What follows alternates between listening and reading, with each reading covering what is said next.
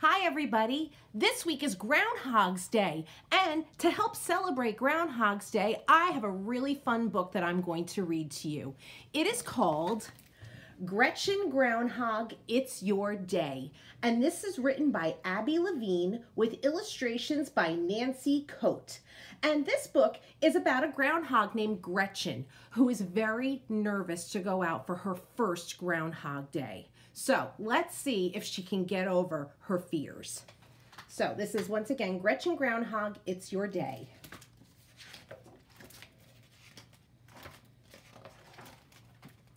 It was a dark and stormy night. Gretchen Groundhog sat in her burrow worrying. In a few days, it would be February 2nd when the world would be watching the little town of Piccadilly. On that day, for the first time, Gretchen would step from her burrow to stand before TV cameras, newspaper reporters, tourists, all the townsfolk, and a brass band. Everyone would be watching as Gretchen looked for her shadow.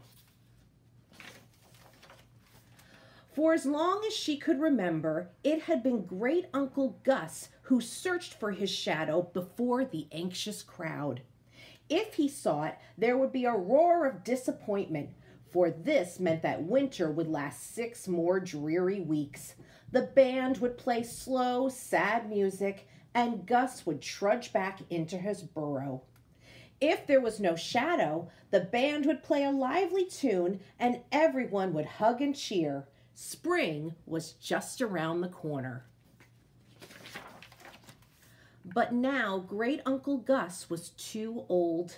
It was up to Gretchen, his only relative, to carry on. "I can't do it," Gretchen told her great uncle. "I'm just too shy. I can't stand there with everyone looking at me." "You can do it," said Great Uncle Gus. "The first time is always the hardest." But Gretchen knew she could not go out.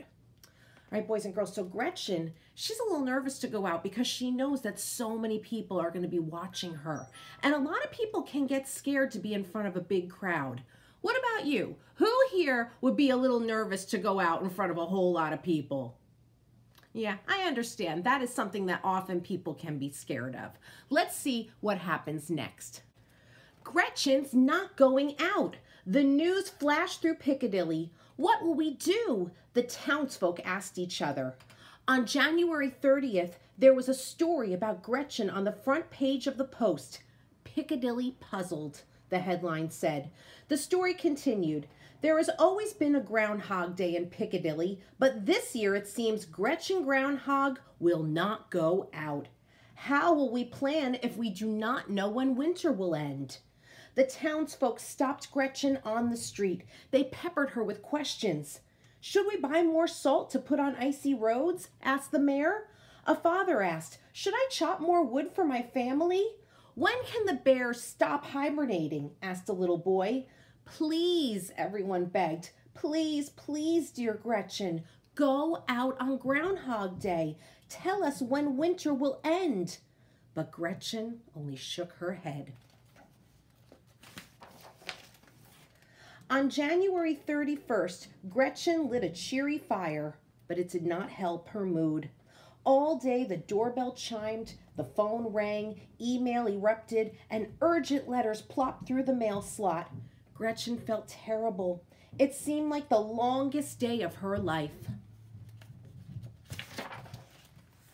On February 1st, the town was in an uproar. Tourists filled the motels. In front of Gretchen's burrow, carpenters were building wooden stands for the crowd. The TV crews had arrived, and the band was practicing with squawky sounds. Groundhog Day was only hours away. "Piccadilly panicked," read the Post. "Soon the eyes of the world will be upon us. What will happen if Gretchen does not go out?" Knock, knock, knock. 3 townsfolk were waiting when Gretchen opened her door. "You must try, Gretchen," said the town historian. "There has always been a Groundhog Day in Piccadilly."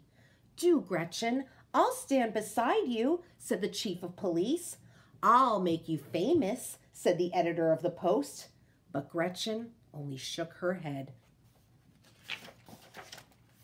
All afternoon and evening, visitors came. Knock, knock, knock. Gretchen, are you there? Knock, knock, knock. Gretchen. That night, weary and sad, Gretchen fell asleep in her rocking chair, but she heard the townsfolk even in her dreams. Knock, knock, knock. Please, Gretchen, open the door. Gretchen awoke, but the knocking did not stop. She hurried to the door and looked out the peephole. There on the moonlit snow stood a little girl. It was Hester, the town historian's daughter. May I come in? Hester asked. Gretchen opened the door. She helped Hester take off her coat, soggy mittens, and wet boots. I won't stay long, Hester said. I wanted you to see these. I found them when I was helping my mother. She held out a wooden box with some yellowed pieces of paper in it. Gretchen could see that they had old-fashioned writing on them. What's this? Gretchen asked. Records from our town history, Hester explained.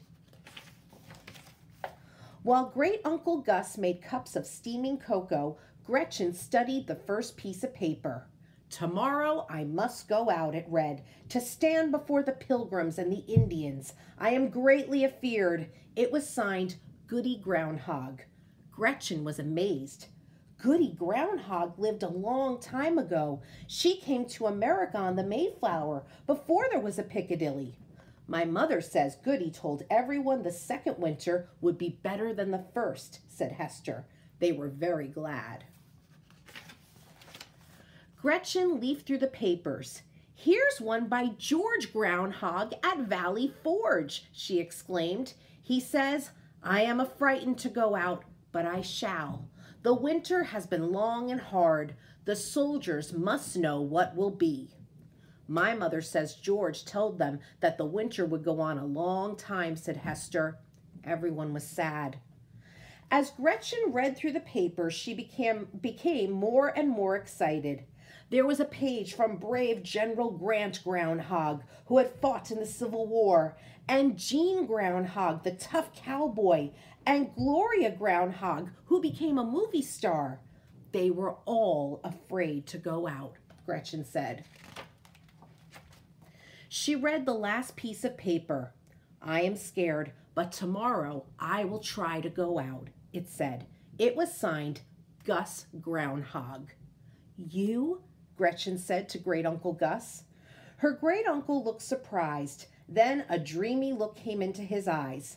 It was so long ago I had forgotten it, he said. Now I remember. I couldn't eat or sleep the night before. What happened then? Asked Gretchen. My great uncle Grover helped me, said Gus. He said, you can do it, Gus. The first time is always the hardest. The clock began to chime. 9, 10, 11, 12, they counted together. Oh my gosh, I've got to go, Hester said. I've never stayed up so late. Thank you for everything, Hester, Gretchen said. She and Hester gave each other a long hug. Gretchen went to bed and lay quietly in the darkness. She thought about the next morning, about all the townsfolk gathered, the TV cameras and the crowds, the blaring of the band. She turned on the light, wrote a few lines on a piece of paper, and put it in the history box. Then she closed her eyes and fell asleep. Gretchen's dreams were peaceful. She was awoken by the sound of voices and the squeaks of the band turning up. She put on her coat, boots, and mittens. She took a deep breath. You can do it, she whispered to herself. Then Gretchen Groundhog flung open the door and stepped out into the February morning. And we see the newspaper the next day says, Piccadilly pleased and proud. Gretchen goes out. All right, so Gretchen Groundhog, she was very nervous to go out for her first Groundhog Day. But once she read all of the letters about the groundhogs before her, and she learned that they were also nervous, that gave her the courage to try. And just like her great uncle says, sometimes when we're doing something new, we can be very, very nervous about it. And the first time can always be the hardest one, but then when you do something again and again, it gets a lot easier. Well, I hope you guys are having a wonderful week and a wonderful Groundhog Day. Have a wonderful week, everyone. See you next week.